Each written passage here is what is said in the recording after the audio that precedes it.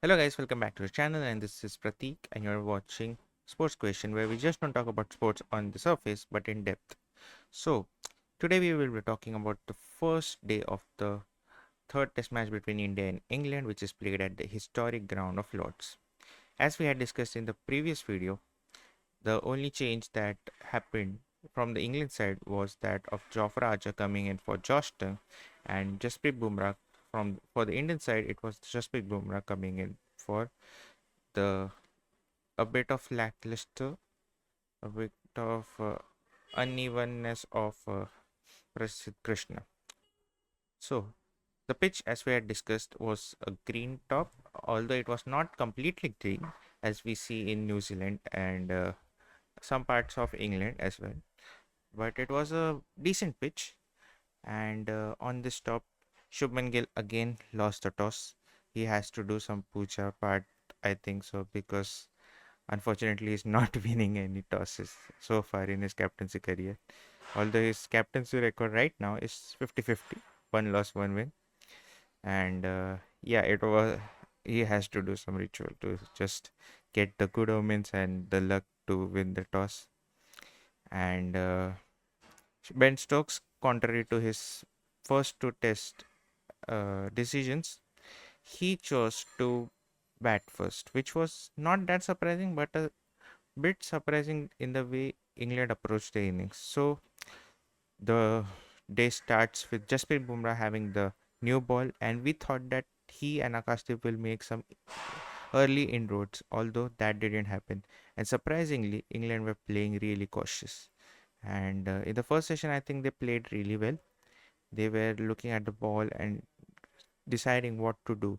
But Bendakate was almost hitting every and each ball, and the carry in Lords especially is a bit of an issue because it doesn't get carried much as we saw in the WTC final. So there were edges, there were some balls going to the slips, but it was falling short. Shubman Gill also pulled a fielder. He himself, which I loved, that he himself took the decision to field with the helmet on. Third slip, who was much more ahead than his original position. I love that. And India bowled well in the first 10 overs. Unfortunately, no wicket. England was scoring at a decent rate. Then came the over, which I thought was a very interesting choice because I didn't think he will bowl NKR in this match because, as we had seen from the previous few matches, he wasn't used as much. But in this particular match, he was, and he delivered. First over, he took an edge. He took an edge of Duckett going down the leg, and Duckett was out. Then first he got hit for a four, and then he took Duckett's wicket. Then Ollie Pope came into scheme of things. He too edged one, but it fell short again. He took a run, and then NKR took the wicket of Zach Crawley, who has had a very average series. I just don't understand how England are still backing him, and I don't see him as a opener in going forward. Maybe if he goes to Australia, he might score, but if he doesn't, I think so he will be dropped from the team.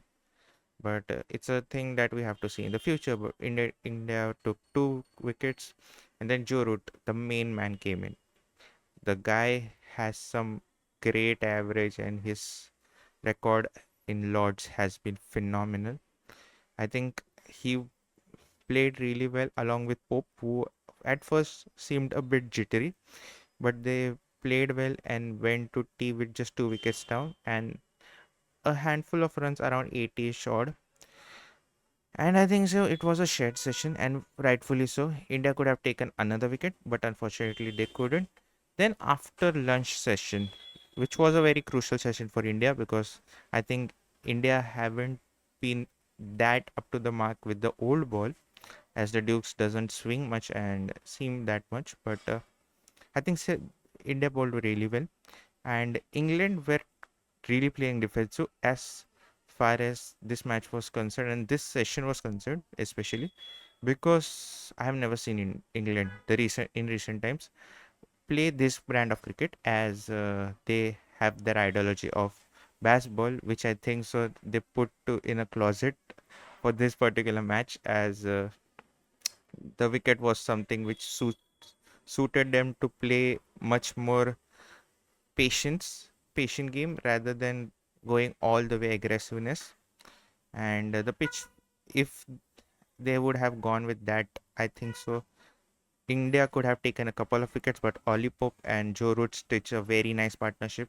They played all the session out, and at one point of time, it read 10 overs and 10 runs something. I don't remember well that much, but it was something like that. And I was amazed how slow is England going. That, but India were all over them. I felt India should have taken wickets, but they didn't give it away easily, which was a great sign to see. Joe Root completed his 50 and Ollie Pop was on 40 shot. But an interesting point, Shubman Gill didn't give the spinners much of overs, and by the end of the session, he gave one to Washington and one to Jadeja each, on which they found turn, which is interesting, pretty interesting. It is a great deck for a test match. I'm telling you, there is pace, there is bounce, there was a bit of seam swing, and there was spin as well, which is interesting because last time around, in the after the second test concluded, uh, Ben Stokes labeled that Edgbaston pitch as a subcontinental pitch, and I think so now he was actually predicting for the future what was going to happen. Like, he was predicting that, I see, like in his crystal ball he was seeing a subcontinental type of pitch, which he got, kind of.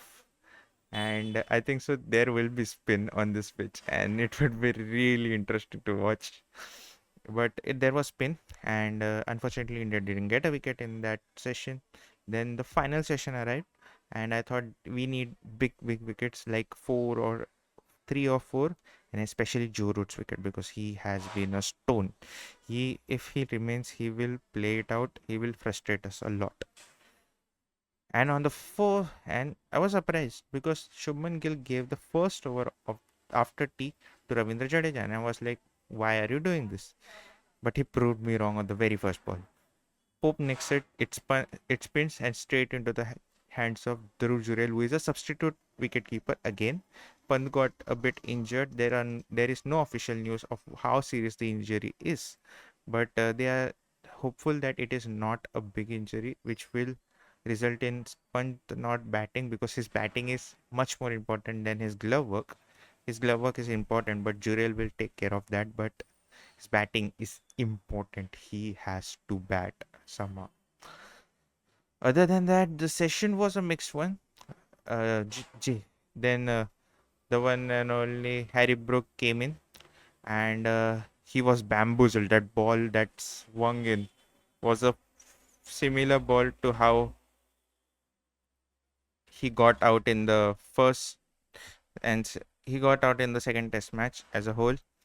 The jacked in Akashdeep ball, and I'm sure that he will work on it. But I think so India have found a loophole and how the Harry Brook might get out on this tour, and I think so they should exploit it. And I think overall it was a great day for India, although in at the end Stokes and Root had a great partnership, and Root is not out on 99. I think so he will get 100. And overall it was a decent day for both the teams. The match is in balance, and I hope India shuts this match down and takes another takes 2-1 lead, because see, winning at Lords is always a special thing, and I think so India had done brilliantly on the first day itself. But I hope they continue the same form or same aggression, same form of things. And this pitch is a great mix of everything and a great test match pitch. So let's see what happens. And Stokes also has a groin injury, I think so. And it would be interesting to see will he bowl or will he not in the coming days. And overall, if you like this review video, please do like, subscribe, and share. Do comment I eagerly wait for your comments on how you see and what you think, what you perceive, and what India should do to take a hold of this match, and ideally what should happen. So this was all that happened in the first on the first day, and thank you very much, and hope you have a great time. Take care. Bye. Thank you.